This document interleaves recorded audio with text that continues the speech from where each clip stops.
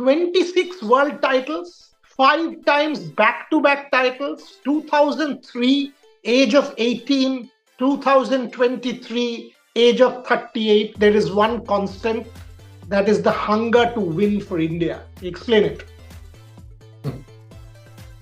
Thank you, Boria. I mean, it's firstly a huge honor to represent my country and to be able to win that many titles at the start of my career. I would have never imagined or expected to see the national flag go up so many times in my career and put billiards and snooker on the world map, especially our Indian national flag.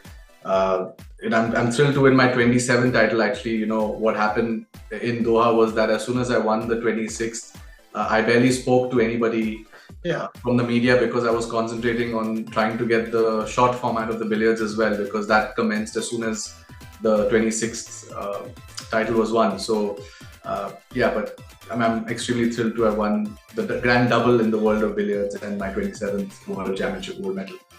Yeah, and I know that you weren't speaking to anyone because I was trying to reach you as well. So absolutely, there's no question. But, you know, winning it once at the age of 18 and then winning it a few times. But explain this hunger. I mean, must be that year on year, it has become more and more difficult to win because you're challenging yourself more than anyone. You've won so many times, but to again have that hunger and to push yourself and go and win and practice and put in those many hours. Can you talk to me a little bit about this consistency? Because I want to learn that in our profession, in any profession.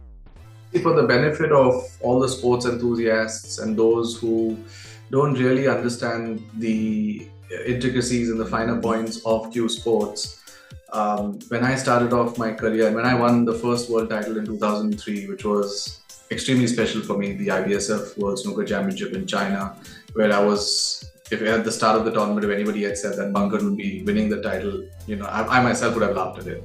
But to go out there and to surprise myself and everybody around, you know, especially the Indian team and the coach and lift that title was very, very special because firstly, I defeated a Pakistani player in the finals. Secondly, it was Diwali, October 25th, 2003. And thirdly, I didn't even know that this was the beginning of, a huge, long, I would say successful journey, in the world of cue sports for me. But when I had won that title, I was not really satisfied because everybody who has played for India or even around the world typically specializes in one version of cue sports. It's either billiards or snooker. And I thought, I want to do something different. I said, why can't I specialize in two different sports?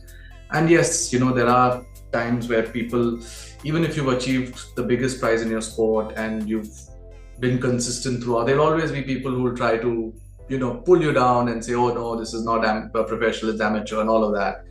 And in the world of snooker, yes, we do have two different series, but in billiards, it's all, open and the best players play in every event. So I thought even at whatever level I'm playing, nobody has ever tried or even believed that it is possible to specialize in two different sports. And that is why I shifted my focus to billiards after I won the snooker title in 2003. And then over the years, I found a balance between the two. And yes, it has taken its toll because there are times, and there are phases of my career where my snooker has been amazing and I won more titles in snooker. And then there are phases where my billiards, like for instance now, my billiards is, going full flow and I feel like I'm still evolving and improving as a player. So for me, if anybody had to ask me what my biggest achievement is, it would be to specialize in two different sports, to manage two full calendars, because typically every cueist just plays one sport and specializes in one and wins most of their medals in one. And the fact that I feel that there's still so much to learn in the world of cue sport that I think I'm not yet done. The hunger to learn and improve keeps me going each day. And that's what I want to understand a little bit more, Pankaj. I mean, when 26 titles, 27 titles, and each time it gets harder because you're challenging yourself, your inner being. There is no contentment. I've got to push myself. I mean, there's nothing to prove, but I'm my own challenger. That's what I'm trying to understand in this interview, because I don't need to say you're one of the greatest. You are. So let's face that fact and then tell me, How is it? I mean, how do you do that? Mentally, how do you keep challenging yourself and pushing the bar? Sometimes it's not even that complicated, Boria. I know a lot of people ask me that, okay, now you've achieved whatever you had to, now what next? But sometimes the answers are very simple, and I think we try and, make things complex in our heads and complicate the whole process of going out there and performing for your country and trying to prove a point every single time.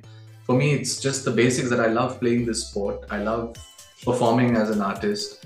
I love winning for my country, and that for me is motivation enough. Even though I've done it plenty of times earlier, I still want to keep doing it as long as I'm motivated to do it, and I enjoy doing it. I mean, yeah, I know there is pressure, and then I'll tell you the biggest pressure is the fact that people know that you're the man to beat, and they will try that much harder with you compared to the other players, and that's happened in the past, and that's something that I cannot control, and that gives me motivation to now go back to the drawing board and say, okay, fine, because there are players who are going to challenge me. I am not going to win every single match. How can I improve more? How can I make myself a more complete player? How can I give back to the sport in more ways than, of course, just winning for the country? Maybe it could be coaching, maybe it could be promoting the sport. There's so many things. Maybe it could just be talking about it on various platforms. Is there any way we can sort of, I mean, and this is an obvious comparison. You and I have spoken about it.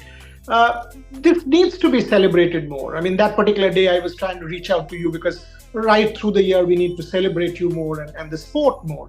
Is there, I mean, do you ever feel that maybe we don't do enough? I mean, only when you win, and again, I mean, somebody sort of comes and, okay, 26th title, 27th title, that's when we talk about it, but then we move on. I mean, that's how the media operates. Is there, do you by any chance feel that there should be more done? And if there should be more done, how we can do more? I don't know by me saying whether more needs to be done or not, whether things are going to change. I think I've reached that stage in my career where I know for a fact that if I say something today, it's not going to change anything. We know India is predominantly a one sport nation, and I have no qualms in admitting that, or rather making peace with it. I also feel that our focus is heavily towards quadrennial events, which is the Olympics and Asian Games. And I'm not even saying that it shouldn't be the case, because yes, they are huge events for defining a country's sporting excellence, but they're not the only events, according to me. As we discussed earlier itself, it's all about consistency, about how you show up for each and every match, each and every tournament, and not just once in 4 years, or not once in 12 years, or whatever the case may be. I know the achievement becomes more if it's elusive, then people celebrate it more because, oh, it's happened after such a long time. But the fact is that let me just take you through an example of, say, a Bollywood actor. If an actor delivers 4 hits in 1 year compared to an actor that delivers 1 hit in 4 years or 8 years, who's the more bankable star?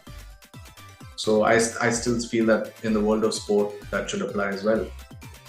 I agree, because unless we become a multi-sporting nation, and when I say a multi-sporting nation, I mean cricket plus Olympic sport plus other sports, even if it is not part of the Olympics or Asian Games, does not sort of diminish things at all. And that is why on our platform we've tried to be as sort of celebratory as possible for everything, and tried to disrupt and tried to celebrate everyone, not simply you. 2 more questions, Pankaj. One, when I look back at 2003 and I look at 2023, what are the learnings? What has sport taught you in terms of being a better human being? I mean, what are the life lessons that sport has taught you? You won so much, but I'm sure you've evolved as a human being through the lens of sport. Can you tell me about that? It boils down to one simple thing, according to me, and that's my personal takeaway, is that you have to play fair. And not only in sport, but in all aspects of life. And you learn that through the world of sport, because sport teaches you very tough lessons at times. It can be really harsh, because you don't always get the results that you want. When you're not disciplined, when you're complacent, or when you've not truly given it your best, and deep down inside that I've not really, fulfilled my potential over a period of time, or maybe 1 or 2 particular events. It teaches you how to bounce back, go back to the drawing board and say, okay, fine, what can I do better next time? How do I win by playing fair? Not obviously by putting the opponent off, or by playing extra defensive, or things that are not really ethical in the world of sport.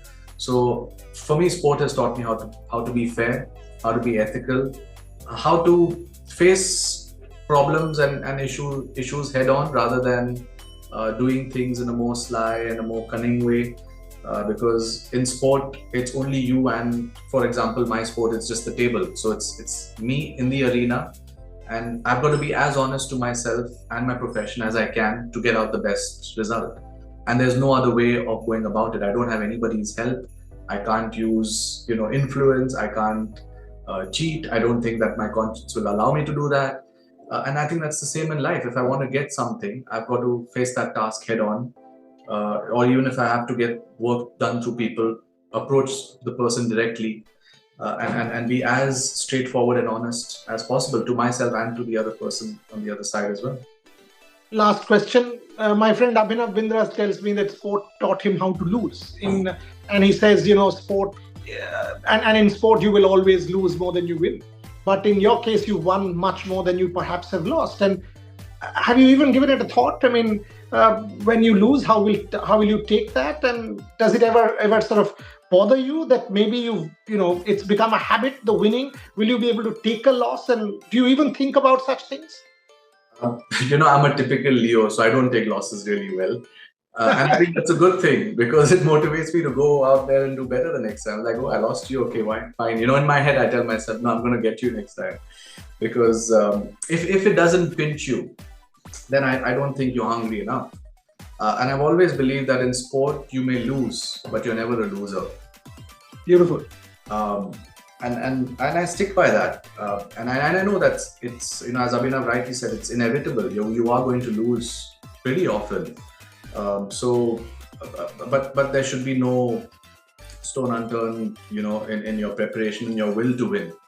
And the rest, obviously, sometimes there are factors that are not in your control. Sometimes your opponent plays better. And I think those are the times you need to give credit also.